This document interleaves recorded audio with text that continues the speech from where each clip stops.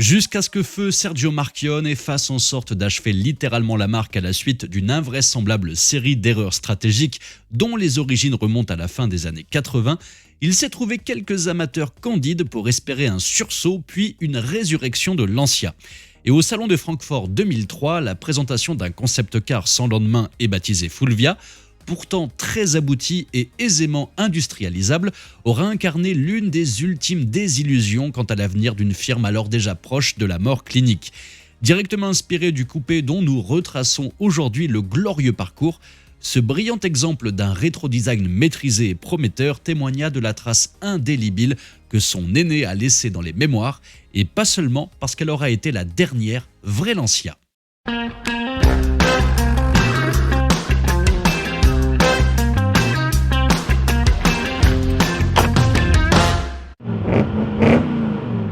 Avouons-le, les choses n'avaient pas forcément bien commencé pour la famille Fulvia, d'un point de vue esthétique tout du moins.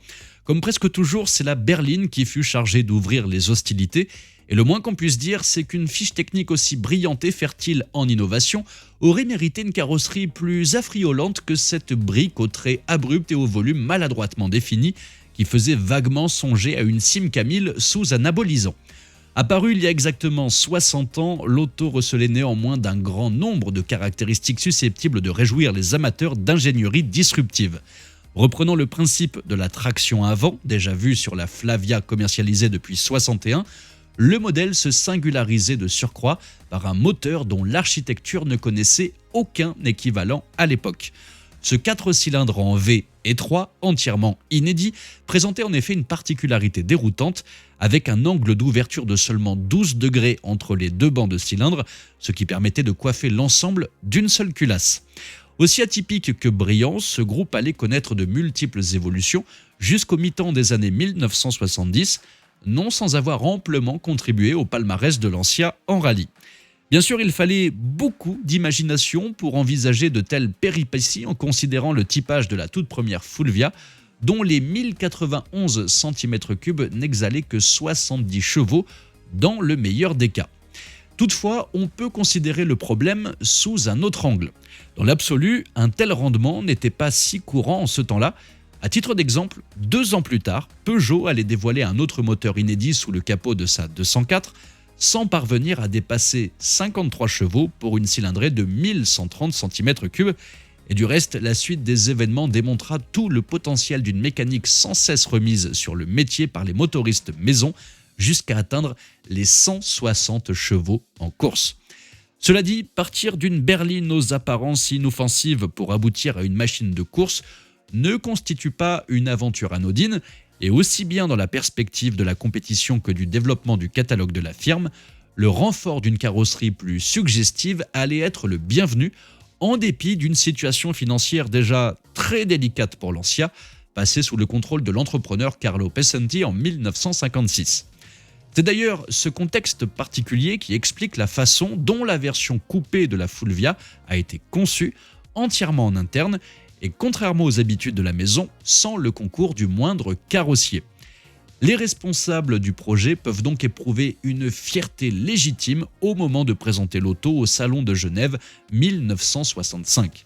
Sous la direction de Piero Castagnero, les stylistes turinois sont parvenus à dessiner une carrosserie tout à la fois délicate, élégante et rablée, semblant n'avoir aucune parenté avec la berline dont le coupé est pourtant très étroitement dérivé, même si aucune pièce de carrosserie n'est commune aux deux variantes. Aux antipodes des balourdises de la berline, la Fulvia récréative séduit immédiatement par une physionomie digne de son blason et sur les flancs de laquelle on n'aurait pas été surpris de trouver la signature de Bertone ou de Pininfarina.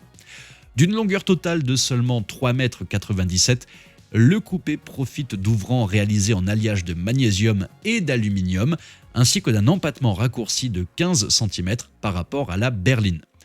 Bien entendu, ce n'est pas une bonne nouvelle pour les éventuels passagers arrière, les 2 places postérieures n'étant pas particulièrement logeables, mais comme on s'en doute, l'essentiel est ailleurs. Il existe alors en Europe une clientèle susceptible d'accepter un tarif élevé en échange d'une authentique joie de conduire, dont le nom de Lancia est d'autant plus synonyme que l'auto va connaître une carrière exceptionnelle en rallye. En matière de pilotage, le débat est éternel entre les partisans de la propulsion et ceux de la traction. Les adeptes du contrebraquage fustigent à loisir les tendances sous-vireuses des tractions, et 6 décennies plus tard, la controverse dure encore entre les amoureux de la Fulvia et les partisans des coupés Alfa Bertone.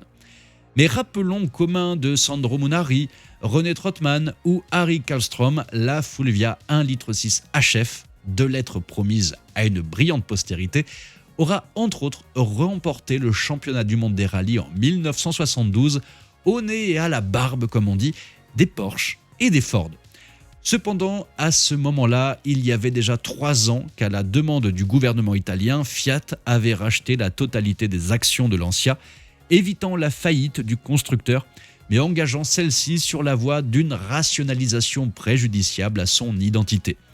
De la sorte, construit jusqu'en 1976, à plus de 160 000 exemplaires tout de même, le coupé Fulvia incarna, dans ces dernières années, l'héritage technique des Lancia de jadis, alors qu'autour de lui essaimait une gamme bêta exclusivement animée par des moteurs Fiat.